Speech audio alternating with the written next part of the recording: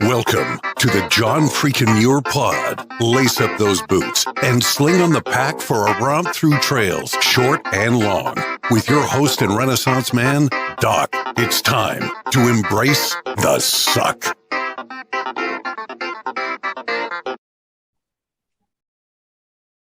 Welcome back to another week on the trail, dirtbags and hiker trash. I'm Doc, and this is the John freaking Muir Pod. Let's start off with a reminder. If you are enjoying the podcast, take just a minute, help us out, leave us a review on Apple Podcasts. And if you're not enjoying the pod, well, just go ahead and keep that to yourself. Well, this week, I've got a very different type of episode for you, our constant listeners. This week's episode was a few weeks, maybe even a couple of months in the making. You see, this episode has two very distinct parts. The first segment, this one right now, was recorded before Mike Riggs took on the John Muir Trail this summer. And the second segment was recorded after he completed the hike. This is our first before and after episode. Welcome to the John freaking Muir Pod, Mike. How's it going? It's going good. Let's hope I make it back for that second interview, huh? Yeah, otherwise this episode is not going to be too exciting. You have to hang in there and do the trail and come back and talk to us about it. All right. And I really appreciate the fact that I think you reached out to me on Facebook with this concept. And you know what? I think it is brilliant. So where'd you come up with this idea? I don't know. I was just thinking about, some of the different responses you hear about people when they start getting into hiking or they're thinking about doing a through hike and pretty much romanticizing, what their expectations are of the hike versus what really happens out there. And I thought, it'd be kind of fun just to hear the different responses in myself even, in regard to the before and the after. Yeah, there's a lot of romanticizing that goes on out there. I mean, if you just think that hikes are all what is posted on Instagram, I mean, you are sadly mistaken, right? I mean, that is just the moments of glory in between all the agony in between. Oh yeah, I know I'm gonna have a lot of type 2 fun out there, and I'm just hoping I don't have too much type 3 fun out there. That's right. Very good. Very good. All right. Hey, Mike, have you picked up a trail name up to this point here? You know what? I don't have a trail name because I really haven't done any long distance trails other than when we were on the Pacific Crest Trail doing a section J last summer with my son-in-law, Nick, and his buddy, Luke. They were being really nice and polite to me and trying to be real kind. And I was giving them crap just for fun. And they really didn't know how to take me. And so anyway, Nick, he ended up leaving his sleeping pad there in the car when we headed out. And we were about 5-10 miles out, and we get a in-reach message from his wife. It's like, "Hey, I got your pad. You want to turn around and come back?" And we're like, "No way, we're not hiking back." And I had a Z-Rest pad that I use just to kind of lounge around as a camp chair, and then I've got a Nemo tensor that I sleep on. And so I let him use that. But then he said he didn't have room for it on his pack, so I ended up carrying this thing for the whole week. And I'm like, "Hey, what's this? Am I the mule?" And so we're in about 4 days in on the trip, and Nick Luke, his buddy, has been really nice to me. And he's like, "Hey, Mike, these ladies were coming through and they had pack horses and they had a mule and they're coming through the creek there to resupply a trail crew on the Pacific Crest Trail." He's like, "Look, Mike, you're not the only old mule out here." And that one kind of stuck. So right now, I guess it's Old Mule, or maybe it's one of these since I haven't done any trails yet, but I really don't have a trail name yet. I like Old Mule. That has a nice ring to it. Yeah, it might stick. We'll see how it goes. Okay. All right. Now, I have a follow-up question here because you said Nick is your son-in-law, right? That is correct, yes. And so he's not quite sure how to treat you out there. Is it, it's the father-in-law. I've got to stay in his good graces. I got to. Well, he learned real quick. If somebody's not giving me a hard time, I'm not really comfortable. So, he knows how to take me now. Yeah, there should be some good sparring out there. Some, a little bit of trash talking, a little bit of ribbon. I mean, that's the fun part of it out there. Absolutely. Yeah. If you're not doing that, you're not having fun. Okay. Now you have listened to some of the episodes. And so do you have a favorite episode so far? You know what? I like the one where Quadzilla was on there. Yeah. And also, what was the other one? Was it Ginger Balls? Ginger Balls. He's one of my favorites. He is so fun to talk to. Yeah, it was interesting because he's has so much experience on the trail, and kind of gives you a little bit more of a real look at it, I think. Yeah, we're going to have him on for his 4th time on the podcast when we can line up some time when he's off the glacier. He's up there in Alaska right now doing some dog sledding. And every time we've tried to connect when he's off the glacier and within some decent Wi-Fi, I've always had a conflict. So we're going to get him on for season 4, somewhere in the season. So nice. Yeah, and Quadzilla. I mean, Jack Jones, what a story that guy has. It was. And what was really cool about him sharing his story is he was so open with his whole life. Right. And it's interesting, really, getting a little background on somebody like that. So yeah. I've said a couple times on this podcast that, we talk about outdoor adventure and all the various aspects to that. But I think really at its heart, this podcast is a human interest story. I love hearing the stories behind our guests, who they are and what they've gone through. And sometimes I ask questions that I know the answers to. And sometimes I ask questions expecting a certain answer and I get a completely different answer. And it just takes us in a wild direction, but that's okay. Cause I love to hear the stories. Like when I asked Jack where he was from, tell us about his childhood. And he tells us about that whole story where he was born in China during the Tiananmen Square revolution and how that all unfolded. Just mind blowing. Yeah, it really was. Yeah. Pretty cool that he shared that. Yep. And what's one thing that's kind of interesting about hiking with people is people have a tendency to open up sometimes. So that's kind of cool. That's right. I'm looking forward to seeing how you open up and what you share tonight. Okay. Well, the reason I asked if you had listened to the podcast before, because I want to make sure that you're familiar with a regular segment that we do, which is called the Pro Tip Insight of the Week. That's a segment that comes towards the end, and we'll have this segment after you get back from the John Muir Trail. I'll ask you for a pro tip that you can share with our listeners to make their next outdoor experience even better. Sounds good. Okay. Yeah. And feel free to drop trail wisdom throughout the episode, though. Okay. What little wisdom I have, I'll drop. Okay. All right.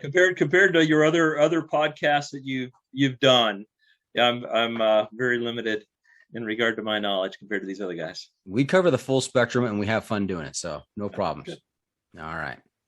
It's time for a current event. So, Mike, I don't know if you've heard a segment yet where we've done a current event, but I've got some stuff to talk about today that is recently in the news that I thought I'd share with you and kind of get your impressions on. So you ready for this? Yeah, I think so. Okay. So, what I just learned about just the other day is that, we're recording this. This is June 1st right now. Right. And so what I learned is we have 2 episodes dropping this week. We always drop an episode on Saturday and then another one on Monday. Okay. And my 2 guests this week, Saturday's guest is John Schwartz. Goes by the trail name Airborne. And he yo-yoed the Pacific Crest Trail. He basically made the Pacific Crest Trail an out and back trail. All right. He hiked from Mexico to Canada and then turned around and came back. So it was just an out and back. That's all it was. That's crazy. Yeah. And then Monday's guest is Derek Mathewson, who goes by Dreadhead Derek. And we talked to him about some of his adventures out in the canyons and desert out there. And I come to learn this past Saturday that those 2 guys know each other. They actually went to high school together. And I had not known that ahead of time. It was not planned. It was not coordinated. But 2 guys who know each other very well, who went to high school together, end up on the same podcast, and their episodes are coming out within 2 days of each other. Wow. Did they do much together outdoors when they were in high school? They haven't said. I haven't learned anything about that, but I did suggest to them that they need to come on to the podcast and do a reunion episode where we kind of get to the nitty gritty and talk about all that. That'd be fun. Yeah, that'd be interesting. Yeah. And then I've got a couple of other pieces of news. Unfortunately, this is not as happy of news. We saw this week that a hiker fell off McAfee Knob off of the AT and died. They think he passed out while he was up on the knob and fell to his death, which is absolutely tragic. That is pretty tragic. Living here in Arizona, I do a lot of things in the Grand Canyon and stuff. And of course, we hear about a lot of tourists and stuff falling off the edges, doing their selfies and stuff there too. So. Yeah, I think he was from the Netherlands.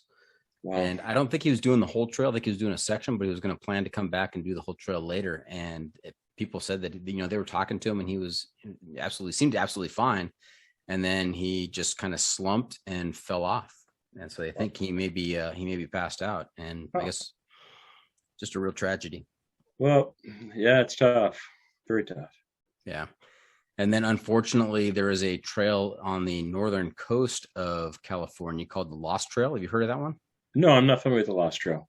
Yeah, so it is a trail that goes along the coastline. They tried to build Highway 1, Pacific Coast Highway, all the way up and down the state. And I guess they ran into some pretty rugged terrain up in Northern California. And so they abandoned that effort. But so now there's a hike up there called the Lost Coast that kind of hikes along that and along the beach. But there are some segments of that hike where you have to know the tides. Okay, I've heard a little bit about that. Yeah, you can't make it around at high tide. You have to know when low tide is to be able to make it across. And I guess I just saw it in the news today, this afternoon, that 2 hikers drowned while trying to do the Lost Coast in California. So, well, that's tough. You hate to hear those stories, but it's you're going to go somewhere or another eventually, and at least they were out there doing something they enjoyed, so that's good. Yeah, and I'm not trying to spook you by bringing these up before your John Muir Trail hike, but we have to realize and recognize that with all the beauty out there, sometimes there comes some element of danger. Oh, definitely. No, there's definitely danger out there, and you've got to respect it. And when it comes to the John Muir Trail, I think some of the things that I would be my highest things that I'm going to be watching closely would be, lightning, of course. And then also, we haven't had too much snow, so I don't think I'm going to have major issues with any river or creek crossings like they have some other years. But those are 2 things that some people don't take. They don't even think about. It's not on their radar screen. But I'll be watching that. Right. I'm going to give you a pro tip here that nobody told me, even my hiking buddies who are a little more experienced than me. But when you cross a river, especially if it's approaching waist deep, make sure that you unbuckle your hip belt. Okay. Yeah. Because if you go down, you want to be able to get out of your pack. You don't want to be weighted down by your pack and drown because of that. So. Right. Well, I'll keep that in mind. Okay. Yeah. I had heard that previously, but I'll definitely keep that in mind. All right. It's just a reminder then. Yeah. All right. The must bring gear review. All right, old mule. Another feature we've been doing this season is the must bring gear review, sponsored by the ultralight backpacking company Six Moon Designs. Here's how it works. If you were to let a stranger pack your bag with pretty much generic gear for a multi-day hike, what is the one specific piece of gear you would insist on being packed? And if you've got a particular brand for that specific piece of gear, even better.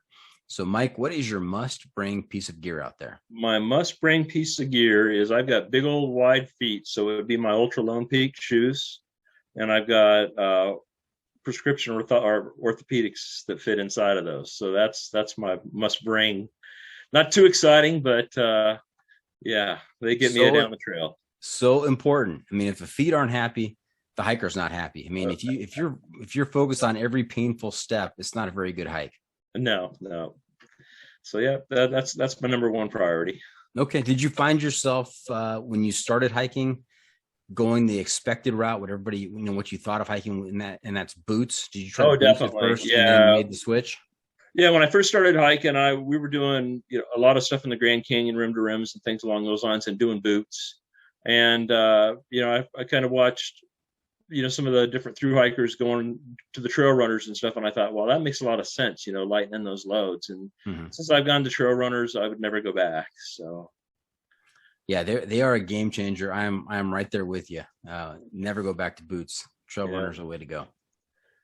Yep. Okay. Hey, our next segment. It's the hiking poll. The hiking poll, that is POLL, not POLE. This is a 7-question survey that's going to help me put you on a scale. It's going to help me evaluate you.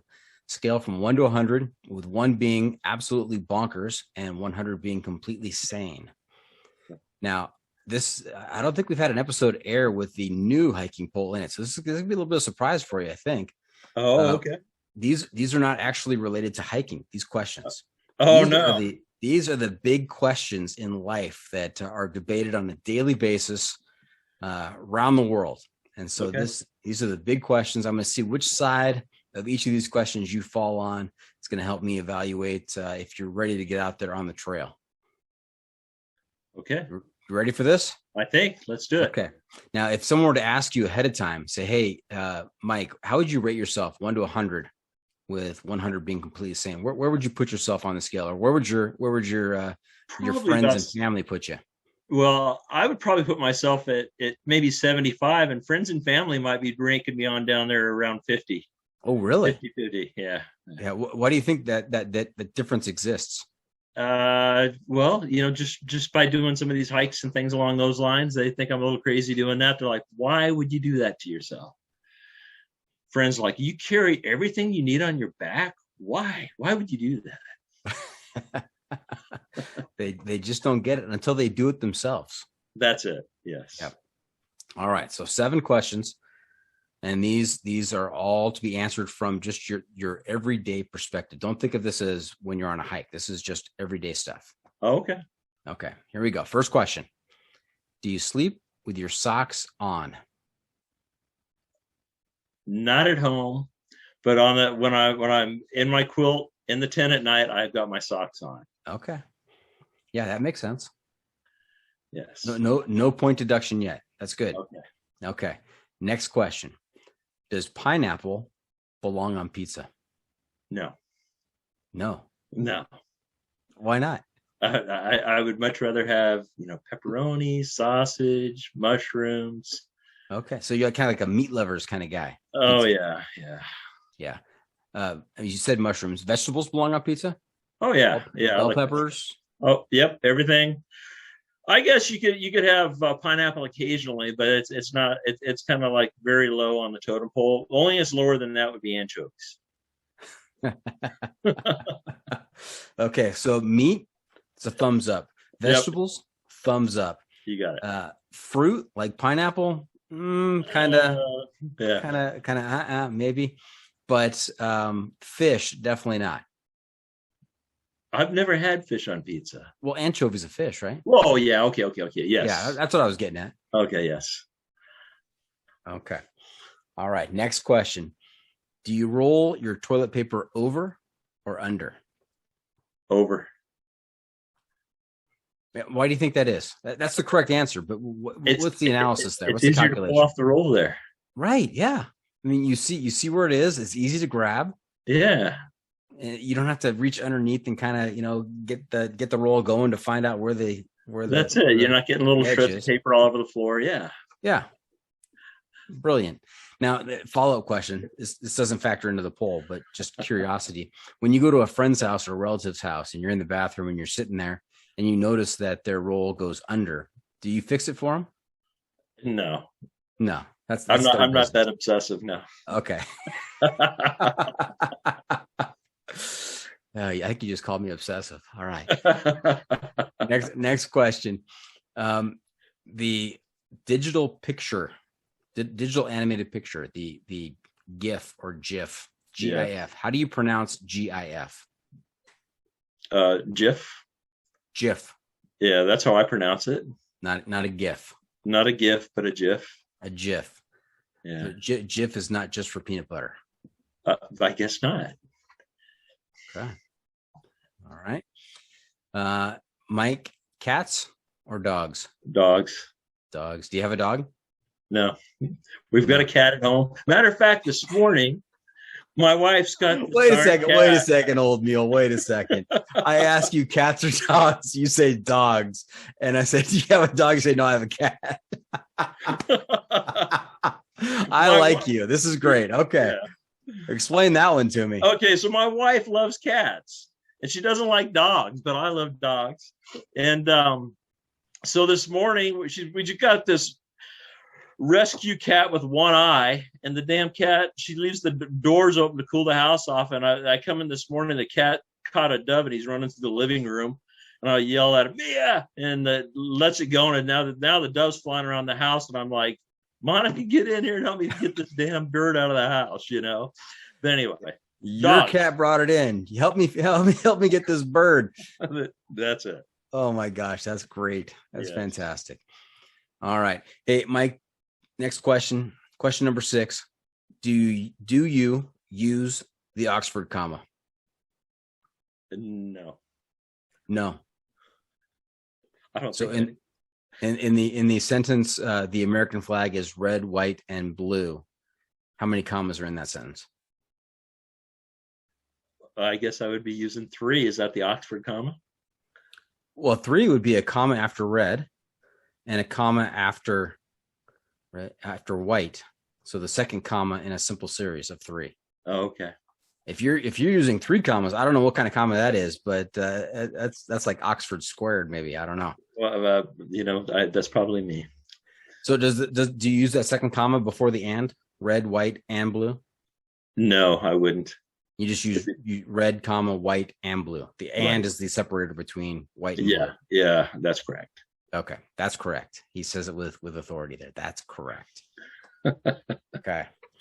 And last question is a hot dog a sandwich? Oh, that's interesting. A hot dog sandwich. We could devote a whole episode to this one. A hot dog. Well, it's got a bun, but I guess I wouldn't consider it a sandwich because usually a sandwich has, you got open face sandwiches too. Usually I'd say a sandwich has 2 pieces of bread. But I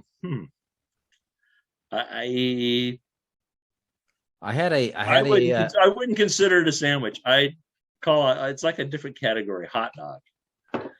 Yeah.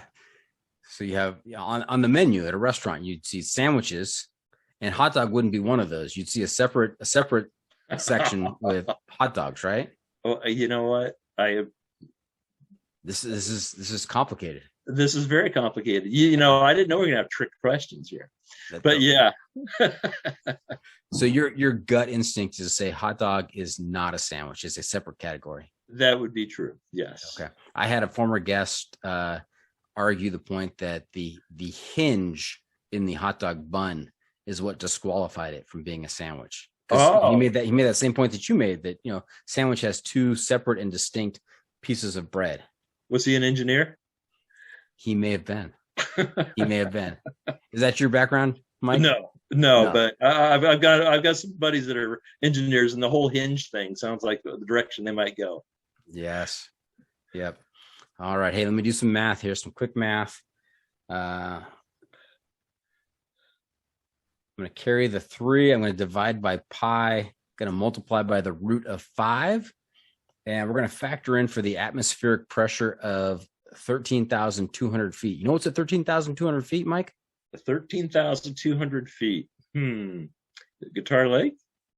No, I'm going to ask you that question again in segment 2. Okay. You're going to tell me what's at 13,200 feet. It'll be very clear at that point.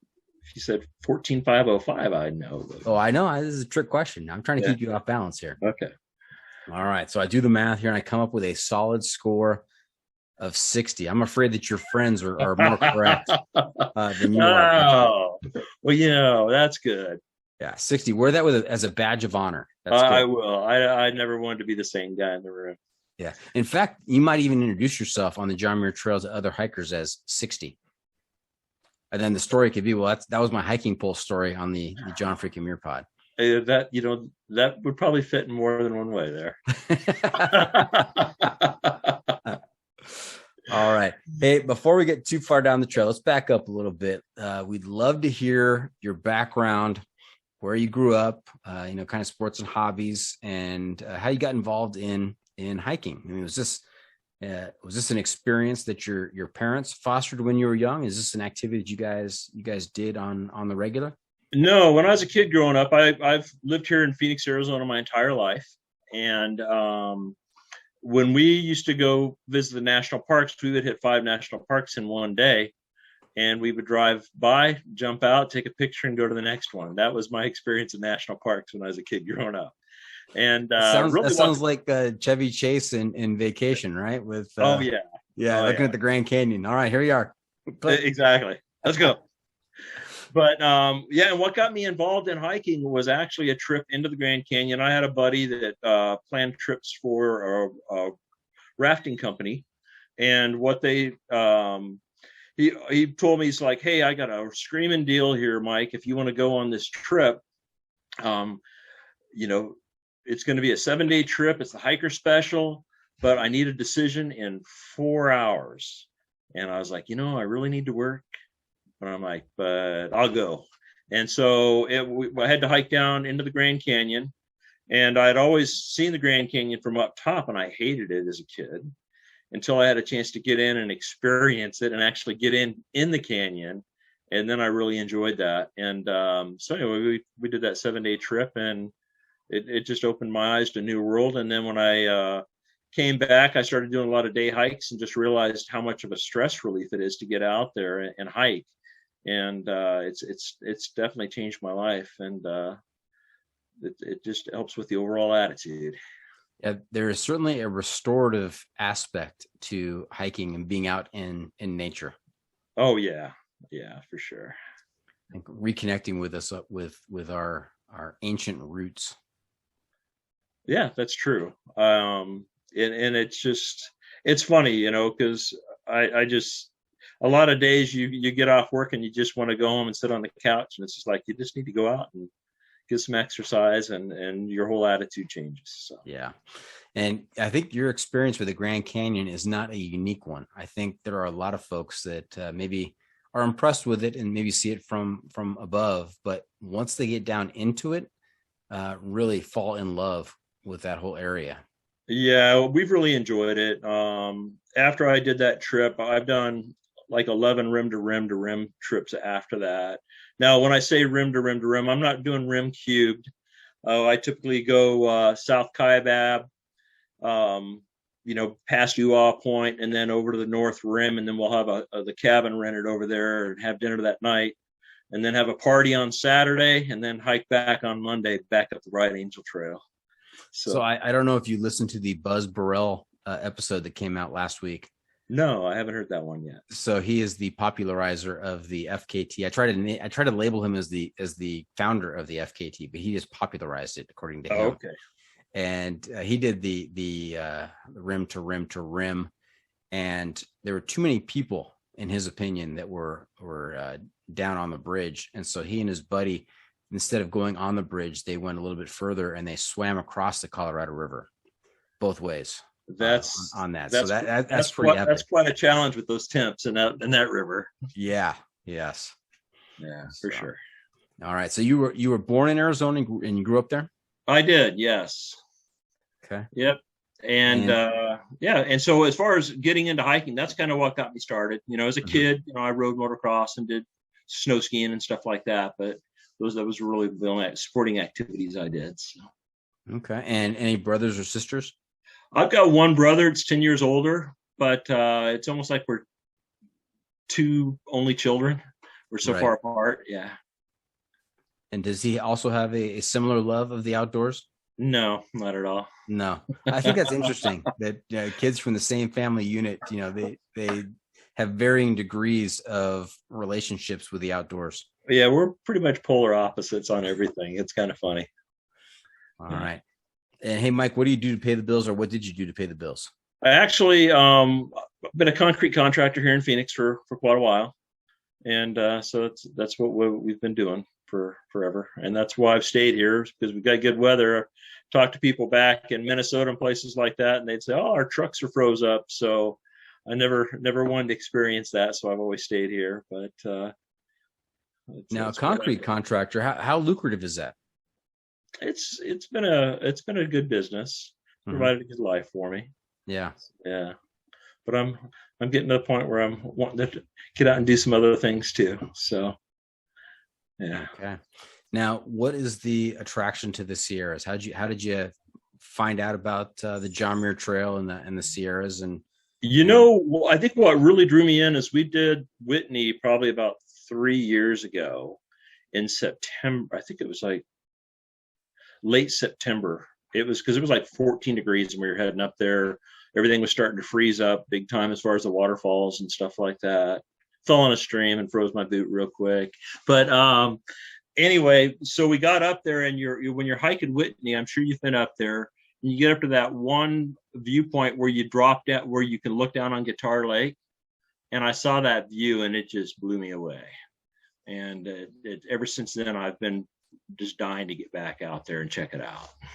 That's interesting because you can do Mount Whitney as a 1 day hike, or even a 2 or 3 day hike. We did it as a 1 day hike. Yeah, so you come up from Whitney Portal, which is Right. on the eastern side of the Sierra, and then hike up, go up the 99 switchback, get up to the top of Whitney, and then return back home. And it's quite a 1 day hike. I mean, is it 20 miles, 18, 20 miles? Something like that. I think it's just a little over 20. Yeah, and I love that hike. Again, I did it with son-in-law, daughter-in-law, my wife, and we all enjoyed it. It was my favorite picture of my daughter-in-law. She's just one of these these women that just always has a smile on her face and looks great. And then at the end of that trip, her hair was just all frizzed out, and she just looked wiped out. And Whitney will do that to you. Let me tell you. Yeah.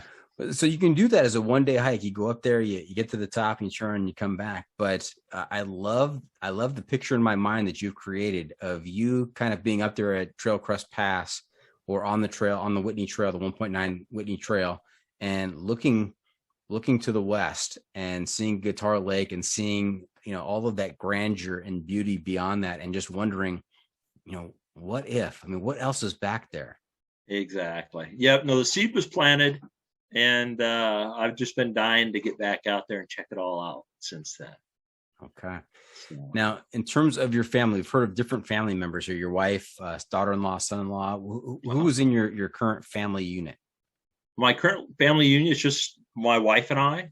Mm-hmm. All the kids are out now, so I guess we're empty nesters. But yeah. Okay. How many kids? I've got 3 sons and then a stepdaughter too. Yeah. Okay. All right. Nice. Now, 2 stepdaughters. Okay. You don't leave one out. You're going to get in trouble. And I guess I have 1 stepson too. So if I throw them all in there. Get them all in. All right. We don't want any hate mail to the podcast here. Sorry about that, Patrick. That's all right. Okay. Hey, now what have you been doing to prepare for the John Muir Trail? When this is June 1st now. When do you depart? Okay, I actually head out. First day is July 2nd, and I'll be starting at Cottonwood, and I'm just going to hike up to Chicken Spring Lake, just do the short 5 miles the first day, sleep up there, and try to acclimate a little bit to the elevations. Last weekend, I went up to Flagstaff, Arizona, and we've got Mount Humphrey there, which is right around 12,000 something feet.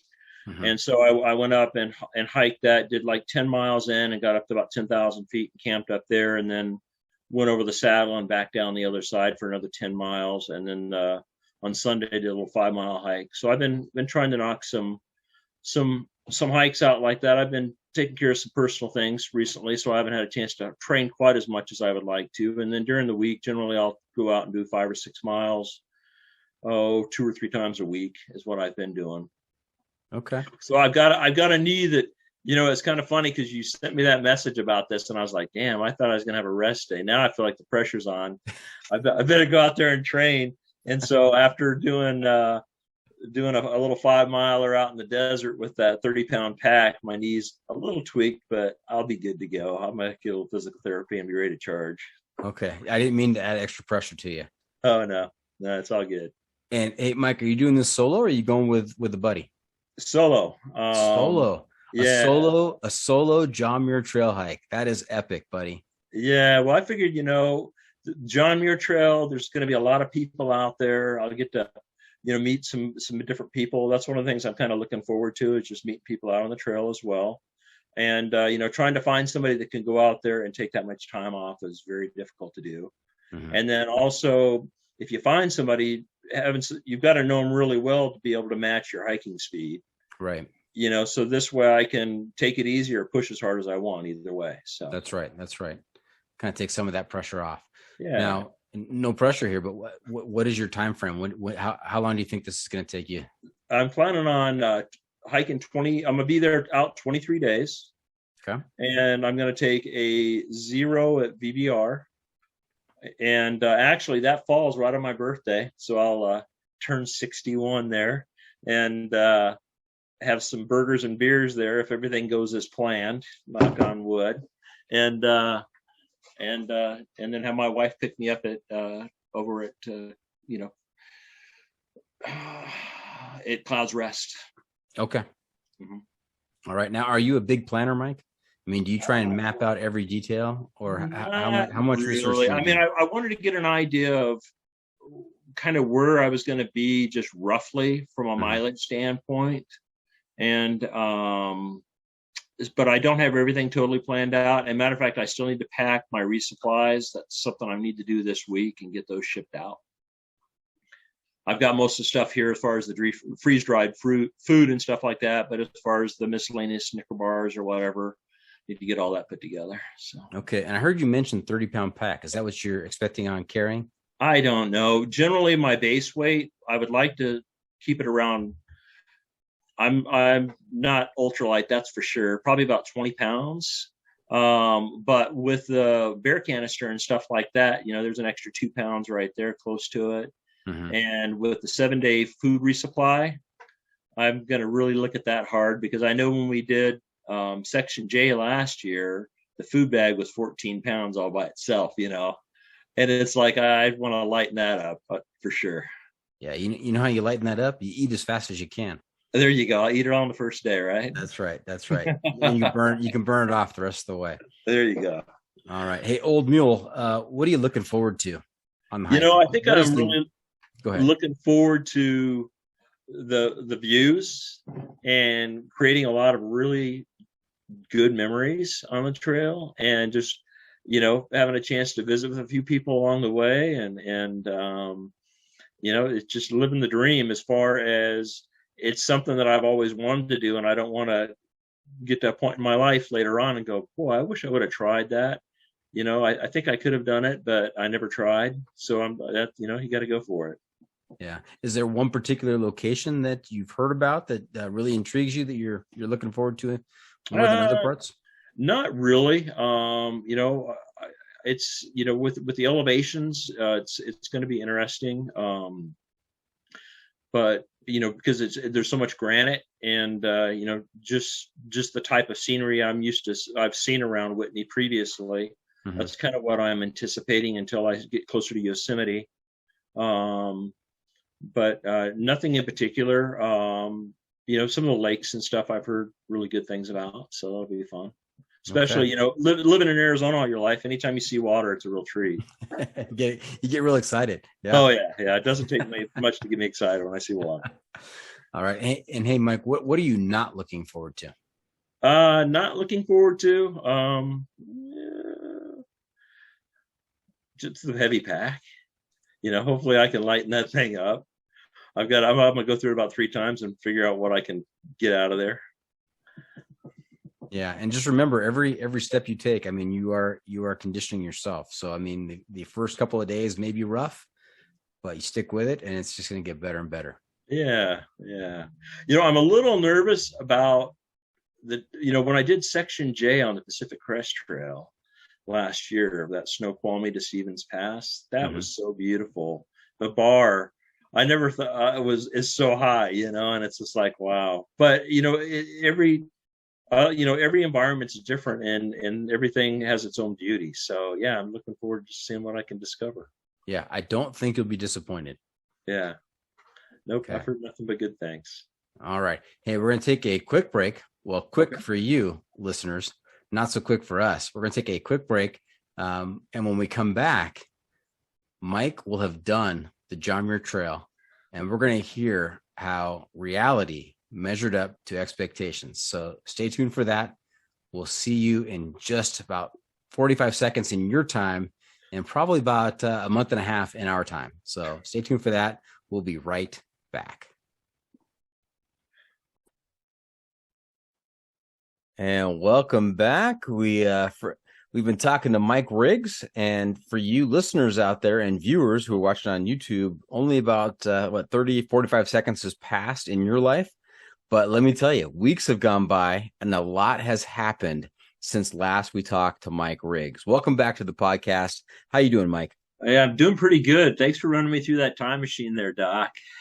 Yeah, it's going to be weird listening to this because, I talked to you weeks ago, and you went and did your trip, and here we are.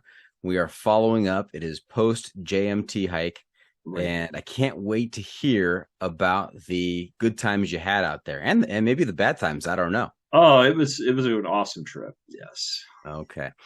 And a funny part that we have to share with our listeners is that I did the High Sierra Trail this summer, and we were coming off the High Sierra Trail. We did a little variation of the ending point. We had done the Mount Whitney finish a couple of times as part of some of our JMT hikes.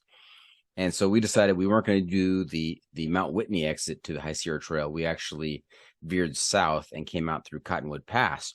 And so we're coming over Cottonwood Pass, and we finally get to it. And I hear my friends, the guys I'm hiking with, talking to somebody, and they're, exchanging pleasantries and stories and what have you. And something rings in my memory as to, wait a second, I think I might know this guy. And lo and behold, it was Mike Riggs starting out. And I remembered that he was going to start his trip on July 2nd. This was July 2nd. We were finishing up our trip, and we had a happy reunion there on top of Cottonwood Pass. Yep, definitely a very small world. And that was the beginning, actually, of meeting people on the trail. And that was one of the neat things about the JMT. Okay. Yeah, that was a lot of fun. And I'm trying to remember when we did our first segment, did you have the full beard? Nope, I did not have a beard. That's something that I did for the JMT, and thought I'd just leave it on at least to get through this interview, and then I might get rid of this white thing. Grandkids are calling me Santa, so I don't know what to do with this. So we'll see. Perfect. You look like a hiker. Yeah. Very good. All right, so let's talk. What happened out there? You started So, July 2nd. I so saw actually, you on top of Cottonwood, and then you did. You ran into my wife and I on Cottonwood. Mm-hmm. So we were going up to heading up to Cottonwood, going to Chicken Spring Lake for the first night. I wanted to acclimate up there because Chicken Spring Lake's right around 11,000 feet. And I just wanted to make sure I wasn't going to have any issues with altitude or anything. So I was kind of playing it safe. So it's about a 5-mile hike in there. And Monica, my wife, went with me, which was really cool. And we camped up there, and then she packed everything up and went on home and did her trip up to Washington and Oregon. And then I headed out and started my journey, my adventure there on the John Muir Trail, which was just awesome. Okay. And, so you started a little bit south yes, of Mount Whitney. So how many total miles did you end up doing? Probably with the resupplies, probably close to about 260 miles. Wow. Nicely done, Mike. That's awesome. Yeah. So it was, I took 23 days, and I took 2 zeros in Vermilion Valley, and I did a resupply over Kearsarge Pass into Onion Valley. And then I stayed at Mount Williams Hotel, which was really nice. Those people are awesome. And got a shuttle ride in there from Lone Pine Kirk, and took me into Mount Williams and had a beer, and they washed my clothes and got my bucket, did a resupply, and was back out on the trail the following morning. And then my other resupply was in Vermilion Valley. So those were my 2 resupplies on the trip. Okay. Now I think in the first segment, we try out a trail name? The Mule, was it? Yeah. So did that stick, or have you picked up something else? Well, you know what? They tried to give me the name Smooth, a bunch of guys I met, and they were just being way too kind. A trail name, I think, has to have a little bit of harassment to go along with it. But I'm like, Smooth? Why Smooth? And I'm like, well, you just got you got everything together. You're a real efficient hiker and all that stuff. And I'm like, you guys are being way too nice. So people had asked me my trail name, and I really didn't get another one on the trail. So I said, my trail name is Smooth, or AKA the Old Mule. And yeah, so that's kind of what I stuck with. Nice. Now, the people that tried to stick you with Smooth, were they experienced hikers? Were they kind of newbies out there? Or? No, they were experienced hikers. They had done the JMT before. There was actually, I called them the Zonies. I ran into those guys at Chicken Spring Lake. There was 4 of them from Arizona. And actually introduced myself there at Chicken Spring Lake, and then we I ran into him on day two, and actually ended up hiking with him for about 3 days, 3 or 4 days, and we went up and summited Whitney and camped out at Rock Spring and Crabtree for 2 nights there, and so that was awesome, getting to know those guys and stuff.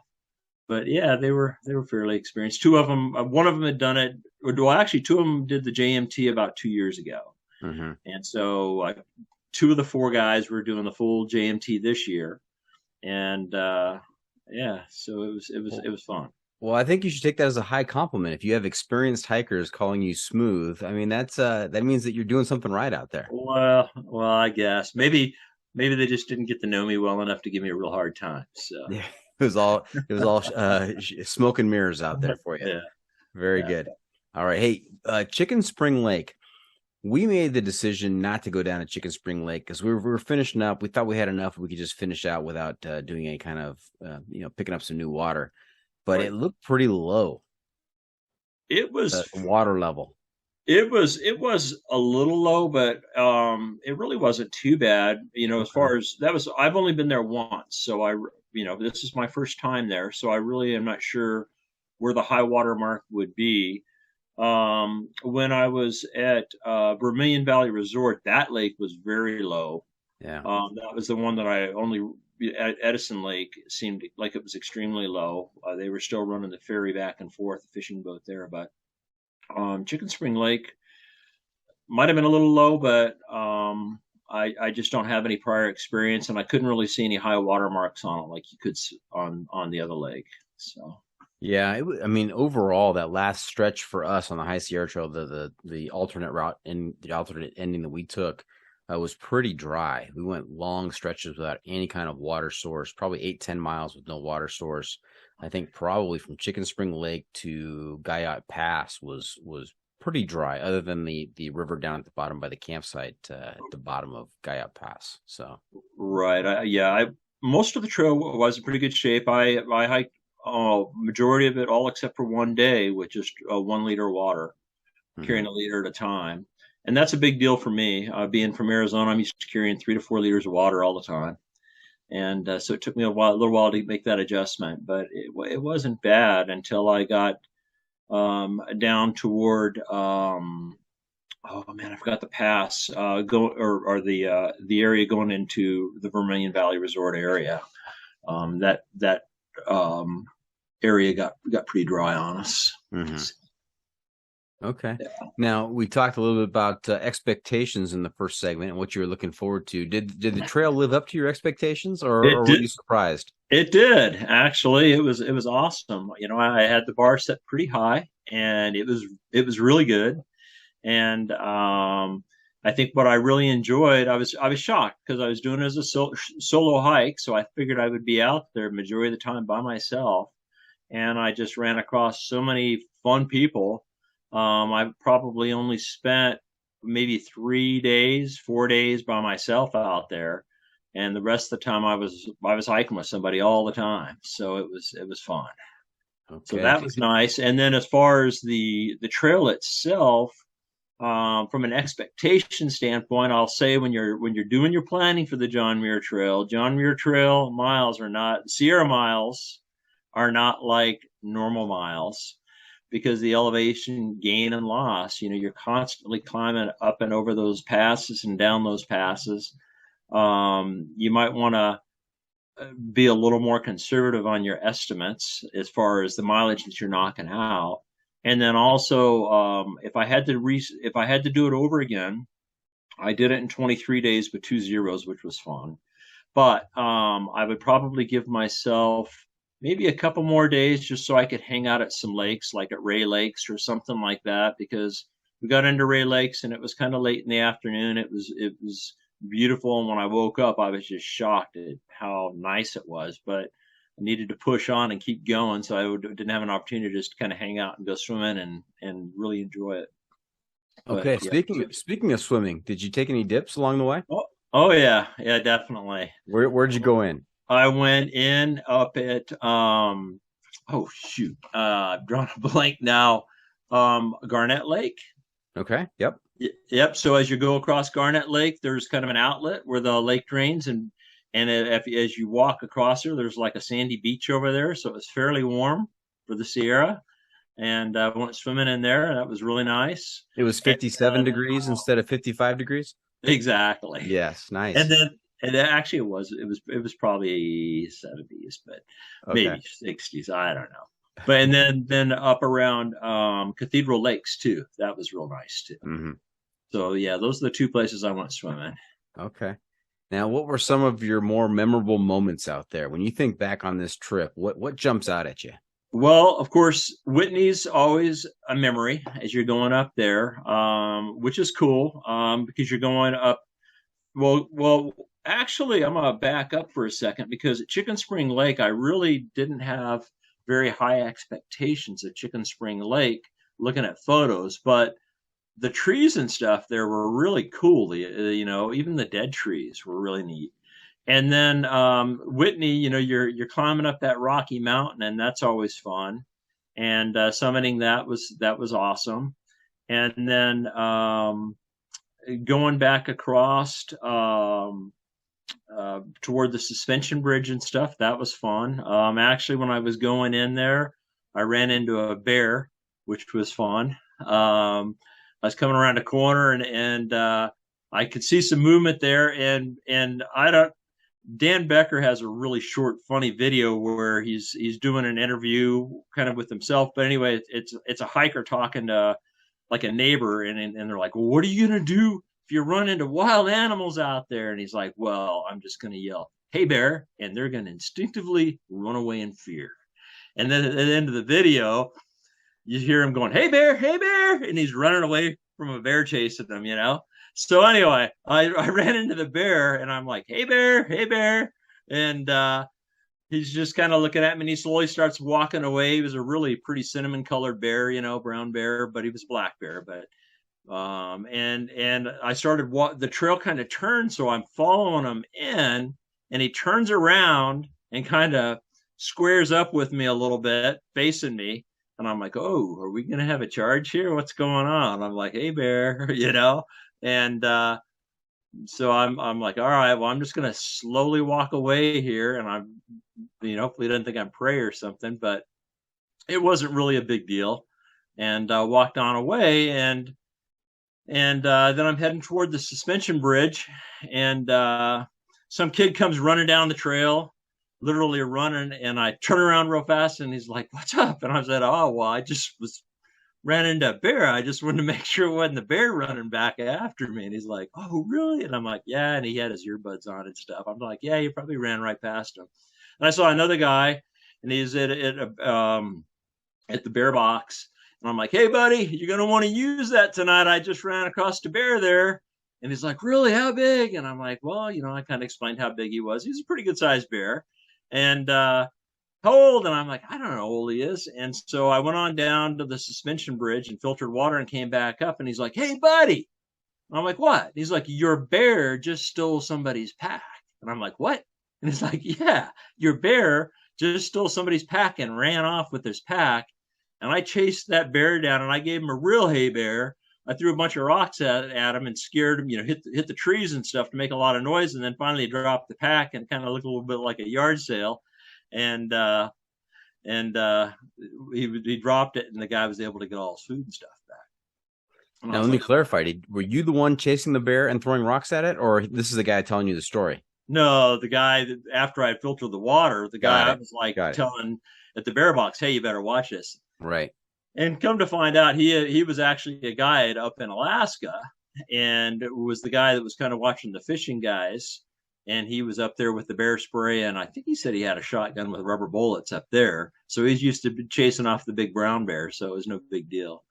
But it was kind of funny because later I found out it was one of the guys that I summited Whitney with, Chirac, and Rob, another one of the guys I met, who was like, "Well, now we're going to call him Bearbait." But I didn't have a chance to see him again. But it was Chirac that got his pack stolen. Oh no! Yeah. Wow. But they were getting ready to go home. He got his pack home. He's got a good story, I'm sure right now. Yeah, that is a good story.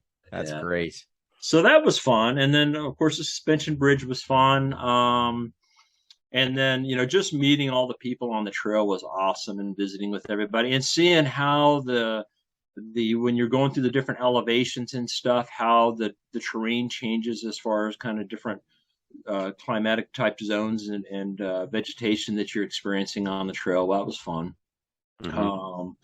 And then the only other thing that was kind of funny that happened there was when I was at Vermilion Valley Resort, kind of hanging out, having a beer and watching a storm blow across the lake. Well, it just barely sprinkled on us, but they're running their ferry. They're using just a fishing boat because the lake's so low. So they had this guy in his 30s or so zipping across the lake to pick up the afternoon hikers. And that storm, as it was blowing across, he had a couple lightning strikes hit the lake. And so the hikers at the other end of the lake were in the middle of a hailstorm and a big rainstorm. And it was a pretty intense storm from what I hear. We weren't experiencing on our side of the lake. And the ferry operator just ran the boat up on shore, jumped out of the boat and said, "Run!" And he wasn't a hiker. He ran all the way back to the resort 7.5 miles and left the boat there. And then they had to pick it up the next day. So it's kind of like a John Candy movie, if you've ever seen The Great Outdoors or something like that. It was I thought it was pretty funny. And then hearing the guy talk, I had a chance to talk to him a little bit at the bar a little bit later. And he's like, "Man, I'm sore. I had no idea that trail you had to go up and down so much." He's like, "I had a new Bluetooth speaker on. I turned it on as loud as it would go, and I just ran as fast as I could trying to get away from that light." So that is hilarious. That is a scene out of a movie. That's crazy. It was good. Yeah. But now, Smooth, did you have any favorite passes out there? Actually, I really enjoyed Forester.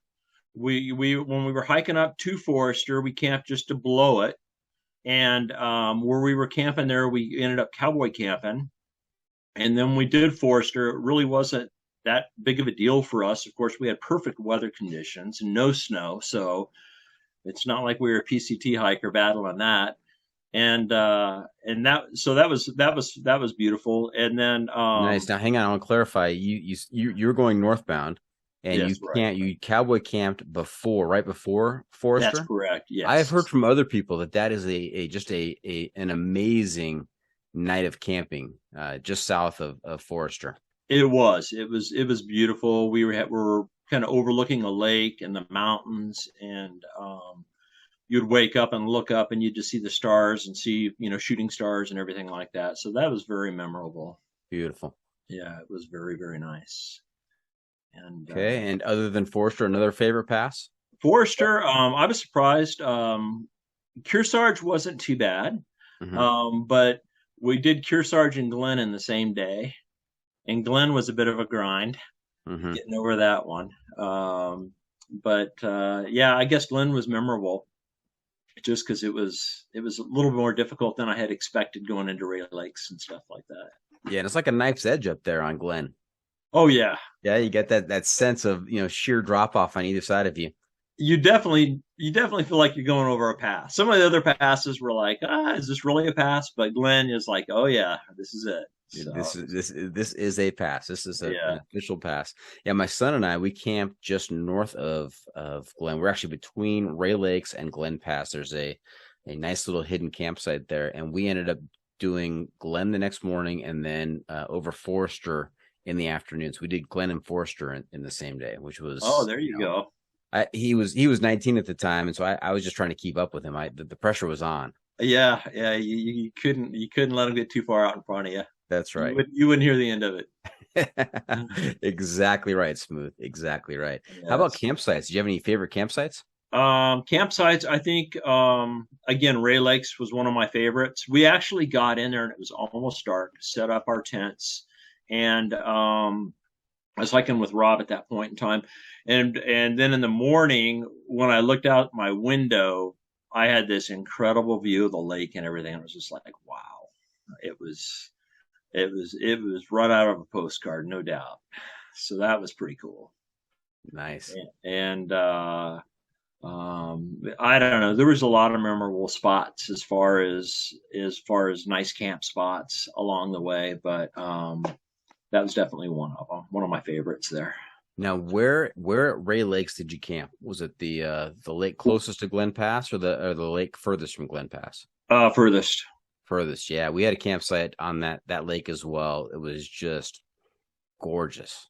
Right. Yeah. Yeah. We ended up the furthest one, so we went past the ranger station and all that stuff. Yeah. Right. Okay. Now, did you finish at Happy Isles? I did. I finished Happy Isles, and so when I was coming into where was I coming into? Look, I'm cheating here. Ptolemy Meadows. I started getting into some smoke at that point in time from the fires, just a little bit. Up until that point, it was perfect weather all the way, except for Silver Pass. When I did Silver Pass, I had about a day of maybe a half a day of rain. One lightning strike up there, but we went ahead and pushed on over because it wasn't too bad. And then finished up in Happy Isles. And so going past Half Dome and all that stuff, you couldn't see that very well because of the smoke from the fire. Oh, that's too bad. Yeah, but that's okay. It's my next trip on the John Muir Trail. I'll hit it. Maybe I can hit it from the other direction and go southbound next time and hit Half Dome and all that good stuff. You never know. That's great. I love hearing that, Smooth. I love hearing next time on the JMT, and then you're not just doing the same thing, but doing it from the different direction. That would be incredible. Yeah, it'd be fun for sure. Yeah.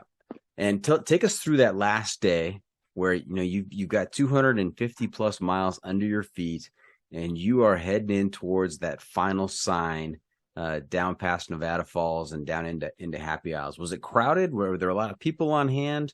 And what were you feeling? What were you thinking as you were taking those final steps? It was fun because of course when you're in the middle of the trail and you stop and talk to hikers, everybody's doing the same thing that you are because you're out there so far.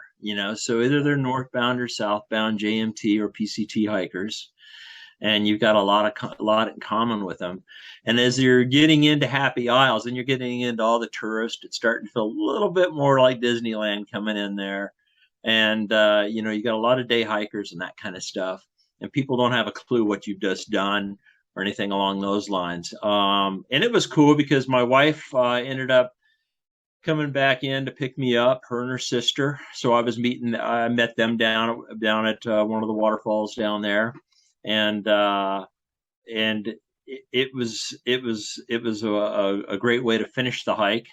Because I had family there and somebody to kind of celebrate with and go out and eat some pizza and have some beers and just relax and relive it a little bit with them. So it was a lot of fun.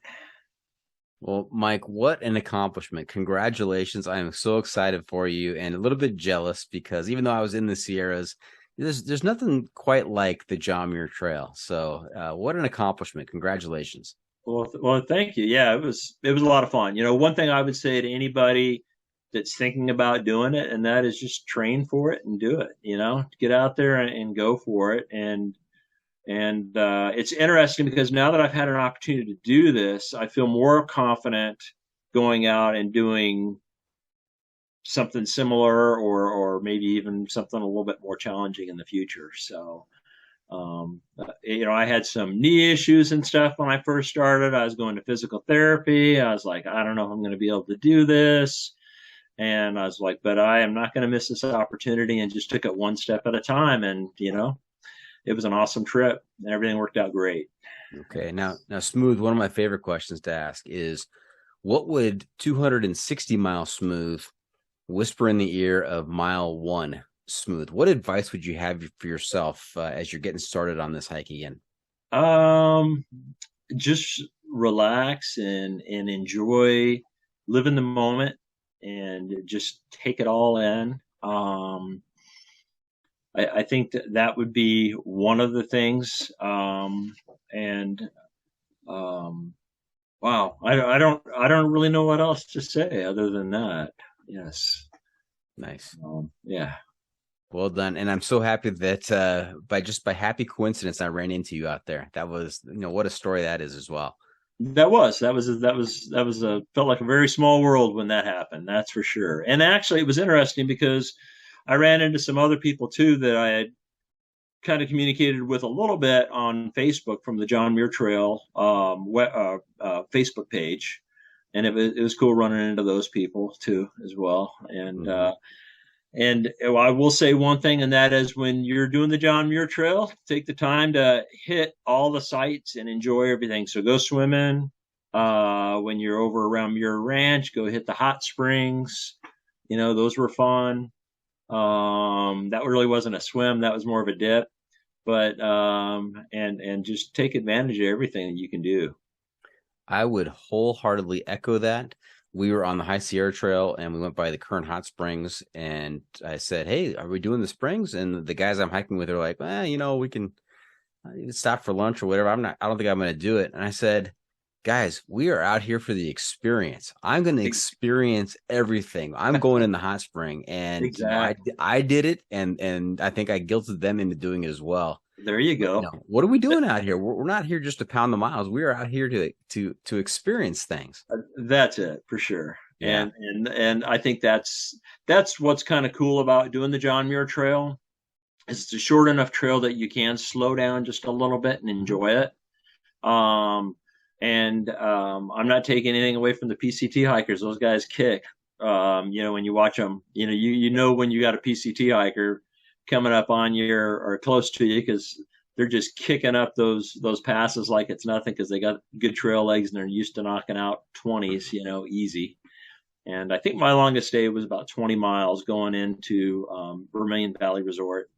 But most of my days I was probably doing 12 to 15, probably closer to 15. But yeah, it's hike your own hike out there, but I think there is a difference in the type of hike that folks do. So I mean, PCT, they've got to cover 2,600 miles, right. And we don't have unlimited time. It's very rare the person that has unlimited time, and so they've got to do the miles. They've got to do 20, 25, 30 plus miles. Right. And so they are pounding the trail and they're getting after it. But if you're doing a 260-mile hike over 23 days, I mean, you have the luxury of being able to, look around and smell the roses and take a dip in the lakes and get into those hot springs and whatever else is out there. Absolutely. That's it. You definitely want to get in the lakes and enjoy the hot springs and do it all. Yeah. So. And I don't know if I expressed this to the listeners out there, but it was so cool seeing you on top of Cottonwood Pass, and the whole way it went down. I hear you guys talking. I hear your name is Mike. All of a sudden, something clicks in my mind. July 2nd. That's a date that I'm familiar with a guy named Mike. He's doing the, you said you're doing the John Muir Trail. And so I looked at Mike and I said, "Is your name Mike?" And you said, "Yes." And I said, "Is it Mike Riggs?" And in your eyes, you got really wide, like, "Oh my gosh, how does this guy know my name?" And it was then when we realized who each other was. It was so fun to that was. That was great. Well, congratulations, Smooth. Hey, Smooth, you know where we are? No, because I don't remember if we did the pro tip last time or not. That's the only place we might be. So the pro tip insight of the week. Look at that. Right. You're a seasoned vet of the JFM pod. That's right. It is time for the pro tip insight of the week. That time of the episode where you get to share some trail wisdom with our listeners to make their next outdoor experience even better. So, Smooth, what do you have for us? Okay, so I think the most important thing I can say is do not be shy on the John Muir Trail. Say hello to everybody you meet. Take the time to visit with them. You're going to meet people from all over the world, all over the U.S. You're probably going to make some new friends that you hopefully are going to be lifelong friends for you. And that's one of the beauties of doing this trail is just the people out there are incredible. And I think I kind of said that during the interview, but I'll just say it one more time. So I guess that's my number one pro tip.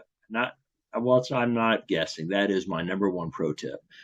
And then the other tip that I had is when I was, thinking about the TP situation and having to carry that out. And so one of the guys that I was hiking with, he was doing the Baudet thing, and I that's not going to work for me because I've almost got to pre-dig cat holes when I wake up in the morning. There's a clock ticking when I wake up.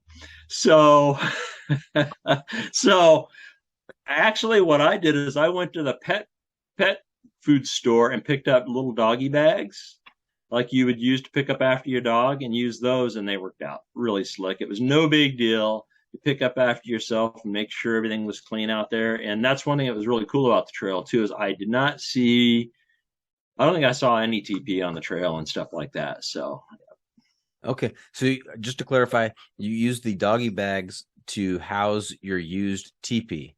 that is correct. And then I threw those in a big Ziploc bag. Got it. And they're black, and it was no big deal, So you just had a little roll of those babies, ripped it off, threw your used TP in there, threw it in the bag, and you were done. For a second there, I thought you were picking up your business and carrying that the whole way with you. That you're supposed to be getting rid of weight, not adding it. So. Yeah. No, okay. I do have one other pro tip, and that is you might look at your food situation, and you're probably, I guess it varies quite a bit, but I ended up taking more than I really needed. And that's a real balancing act there. I guess that's just something you got to learn from experience. So it is. I found on most of my trips, I typically bring stuff back with me. I bring more than I should have. And it's, I'm planning on, what do I eat in the morning? What do I eat during the day? Lunch, dinner. And, you're out there working, and sometimes, it almost feels like you're too tired to eat, or you just, you don't get after it too much. I agree with you 100% there. You are sometimes, some days it's just like, you're too tired to eat. I like one night I came into camp and I ate a Snickers bar for dinner and went to bed, Yeah. And then also you will get tired of some of your foods. So it's good to have a little variety out there. Yes. When I hiked in that 20 miles to Vermilion Valley Resort, it's because I didn't want to eat one more of my bars that I had. So that's a nice incentive there to do the extra miles. All right. Well, hey, so there you have it. That's it. This episode is just about in the books. Hope our listeners enjoyed our time with Smooth. Want to thank him for joining us this week. Mike, how can our listeners keep up with you on social media, and where can they find updates on your latest adventures? Latest adventures, I post a few things on YouTube. It's Mike Riggs Adventures, RIGGS. And then Instagram, it's just Mike R. Riggs is where they can find me there. So, okay.